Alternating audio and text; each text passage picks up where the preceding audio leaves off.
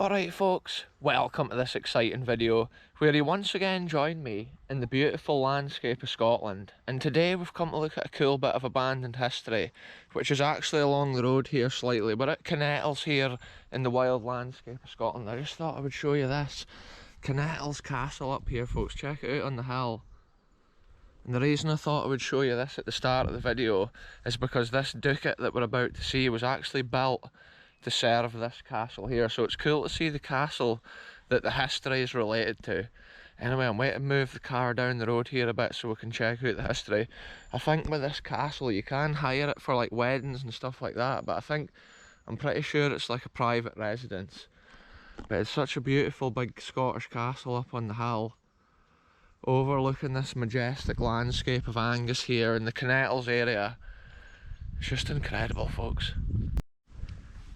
So here we are, folks. I've come to the edge of this field. It's been freshly combined. I can see they've had the big square baler in here, and it's the heart of harvest time here in Scotland just now.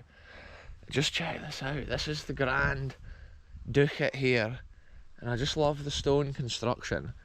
Last week we looked at the Finnevan ducat, and it's owned by the National Trust, but this one here is obviously owned probably by the local farmer here now, or the local landowner, and you can see the different condition here of the stonework. Also in the architecture we can see how these stones are around it, and that was to give the birds an area to sit, because this was obviously the home to pigeons. And back at the time when these things were built, it was back when the British Navy required one of the ingredients from the bird's dung for their gunpowder, and the government would come round and collect the gunpowder, the dung. Look, I just noticed this, it must be the farmer's hat right here. Check it out, folks. The farmer's lost his hat because it's camo. You probably couldn't see it once it blew away or whatever. Anyway, look at this, the front wall's actually starting to fall off this building, so it's cool to document it as it stands today here in the wild land. It looks like there's been an opening on this one there for the birds to go out and in. Above my head right now we've got these electrical cables, these massive pylons, and I can hear them. It's almost like a static electricity noise that comes from them. Yeah, because the area has been freshly combined, it's decent to get in about here, but I'm still a little bit wary of ticks in the long grass here. Also at this time of year you get the mad, like, whoa, look how overgrown this is. I was here one time, I think it was like a couple of years ago, or it might even been last year, but I want to come back here and document this, folks, because look at this. This one's still got all the wee stone squares, and this is what I was trying to explain when I was at the Finnevan ducat last week. Wow, I can hear bees and wasps buzzing. Look at the detail here. All these little squares would have been the home to a pigeon. Stuff like this is just incredible. Look how many spider webs and stuff's on it. Nowadays, look how the nettles have just taken over here. Literally from like wall to wall. Look at that, those plants are called sticky willies, and they literally stick all over you. Whenever you walk up against them, the wee seed heads just totally stick to you. Yeah, wow, look at this, folks. The way it's constructed with all these little stones back at that ancient time, and you can see there's a gap starting to open up in the wall there. I can actually see daylight.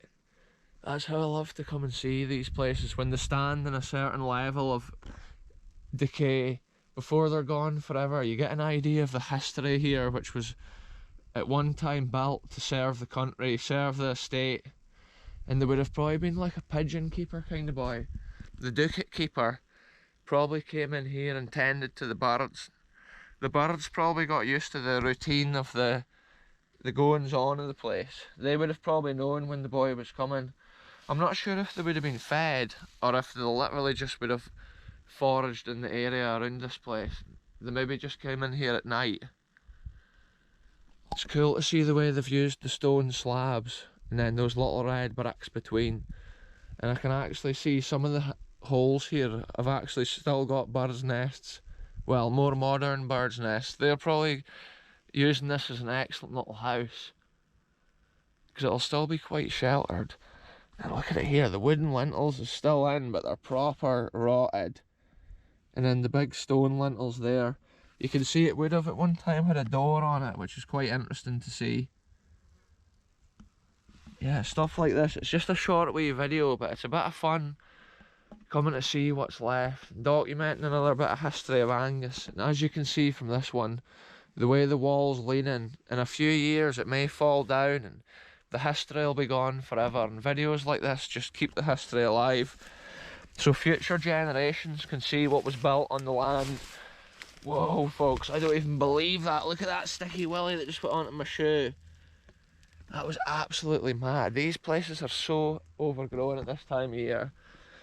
Here's the detail of the architecture, like I was saying, with the slabs like around outside of it. And that's so the birds had plenty of areas to sit. All the ducats that you probably notice on the land in Scotland, they've got that same architectural detail. Yeah, so the sun's out today and it's super hot summertime conditions here in Scotland just now.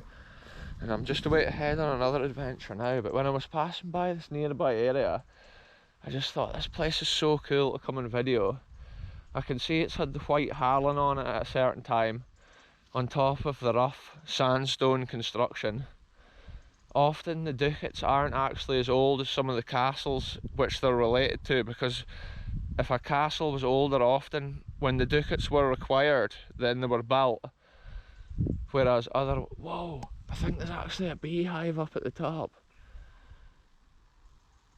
Yeah, sometimes the architecture of the ducats matches the houses, other times it's been built at a different time. But it's cool at the start of the video to see that Kinnettles house, to see the ducat that goes along with it, and documenting all about Angus history, folks. It's been a fun wee video, and I'm waiting to head on to the next one, so I'm ending this one here. Thanks very much for watching, and I'll be back soon with the next one, wherever I end up going.